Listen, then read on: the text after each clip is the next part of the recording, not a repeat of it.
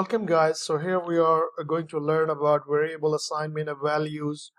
Rules for variable names. We have already seen that names cannot be started with number. There will be no space in name. We cannot use any symbols in name like the special characters, and the best practice is to follow the page styling in lowercase letters. Try to avoid uh, Li, such kind of the uppercase letters. Also avoid the reserved words as variable name like str, less than, int. We will learn about the reserved word later on. Dynamic binding. Python using the dynamic binding means you can reassign the values to variables of different types.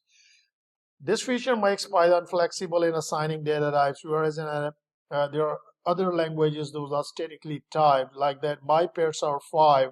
So here my pairs showing that the number 5. Here we assign the integer value to my pairs, and here we are assigning the my pairs to the a list of the cow, buffalo, cat, dog, and parrot. So this is means like that the dynamic binding. So in dynamic typing, if we mark it heading like this, so here we go. And pros and cons with dynamic typing. The pros are the easy to work with it for fast development. Cons, possibly unexpected bugs, and you need to be aware about the type of the value of it. So here are the variable assigning the values. Assignment of the value names. Assignment follows the name as equal sign to the object is the assignment operator, or basically operator. And here we go. We are assigning a value of 5, printing it. Try to assign this something else. Here we are reassigning the value.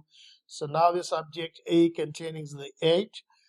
What is the now value of I? If plus I, then it is the latest value, which is the 8. It is just summing up. So here we go, and the shortcut for adding subtraction division like this: plus equal, minus equal, division equals, star equals. We can just achieve this. Python lets you facilitate the add, subtract, multiply, and divide with reassignment using these operators. So here plus equal 10, A, and this value is the 18, and A multiply equal to the 10.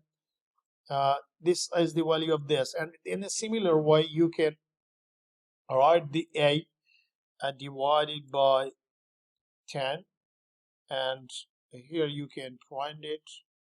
So